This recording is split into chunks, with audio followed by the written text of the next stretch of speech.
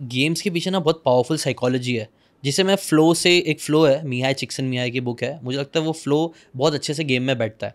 Basically flow कब आता है, हम कब है ना किसी चीज़ में घुस जाते हैं, ऐसे घुस जाते हैं कि हमें टाइम का अंदाजा ही नहीं रहता। गेमिंग कई बार है ना ऐसे प्रिंसिपल पे काम करता है, तुम देखना एक लेवल्स होते हैं, स्टार्टिंग थोड़ी ईजी रहती है, हम सिर्फ फेमिलियर हो रहे होते हैं गेम से, लेकिन धीरे धीरे चैलेंज बढ़ता रहता है, और वो चैलेंज को पार करना हमें बहुत पसंद आता है, और इसी चीज़ की वजह से हम फ्लो में घुस जाते हैं। इसीलिए ही कई बार देखना जो गेम, कई बार ऐसे गेम्स जो बहुत हार्ड है वो नहीं चलेंगे इतना, और ऑन द एंड अगर कोई गेम है जो बहुत ही ईजी है वो भी नहीं चलेंगे।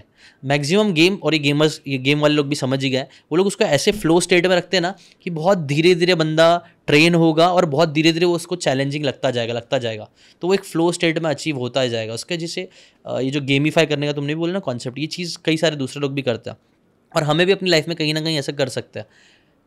अगर एटॉमिक हैबिट या कोई भी बुक की भी बात करें तो ये भी बताते हैं ना, आप डायरेक्टली है ना अगर बहुत कम, जैसे हर दिन आपको 3 डिप्स मारना है, ऐसा गोल्स बनाओगे ना तो आप नहीं करोगे, क्योंकि आप बोर हो जाओगे। अगर आप अपने लिए सोचोगे हर दिन मेरे को 100 या 150 करना है, और आपकी करंट कैपेबिलिटी शायद 10-20 की है, तो भी आप नहीं कर पाओगे। बेटर है ना गोल्स हमें भी ऐसे सेट करना चाहिए जो हमें वो कंफर्ट जोन और पैनिक जोन के बीच में रखे, जैसे ग्रोथ जोन बोलते हैं, जहाँ पे हम थोड़ा सा चैलेंज कर रहा है, थोड़ा सा चैलेंज करके ओवरकम करके मज़ा भी आ रहा है कि हाँ मैंने कुछ अचीव किया, बट हाँ बहुत ज़्यादा थक भी नहीं रहा है और बहुत ज़्यादा बोर भी नहीं हो रहा।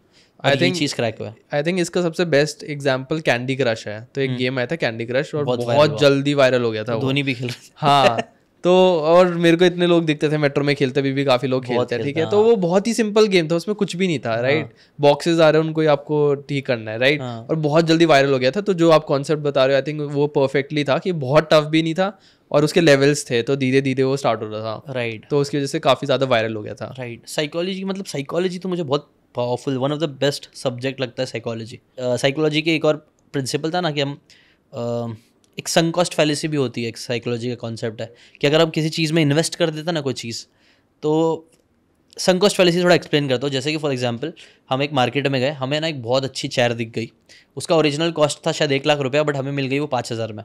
हमने 5,000 में वो चेयर ले लिया, अपने घर पे लाके रख दिया।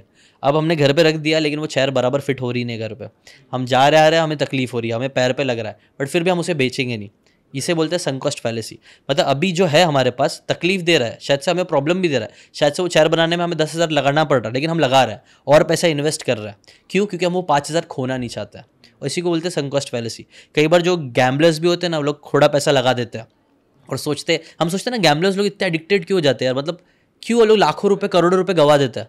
क्योंकि वही कहीं ना कहीं संक कॉस्ट फैलेसी आ जाती है कि यार वो लोग सोचते हैं यार 1,000 लगाया हूँ, थोड़ा सा और लगाता हूँ मिल जाएगा, और इतने पैसे तो नहीं डूबेंगे, और डालते रहते हैं और डालते रहते हैं और डालते रहते हैं, और वो लोग वो गवाने के चक्कर में और बहुत सारा गवा देता है।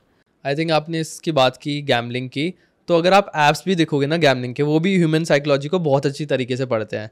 अगर आप गैम्बलिंग के ऐप्स पर जाओगे तो वहाँ पर आपको रेड कलर बहुत दिखेगा, राइट, क्योंकि रेड कलर से टेंशन ग्रैब होती है, ठीक है। फिर आप कुछ भी जीतते हो ना तो एकदम से वो ऐसे कॉन्ग्रेचुलेशन वाली साउंड म्यूजिक ऐसे डालेंगे कि आपने कुछ अचीव किया, डोपामाइन आपका, ताकि हाँ आपने कुछ अचीव किया और आपका डोपामाइन हिट हो, राइट, इंक्रीज हो उस चीज़ की वजह से। तो आई थिंक हर एक ब्रांड, हर एक बंदा, हर एक ऐप वो साइकोलॉजी देखते हैं, राइट। वो ये भी बहुत इंटरेस्टिंग चीज़ तुमने बोली जो लोग यूज़ कर सकते हैं, अचीवमेंट।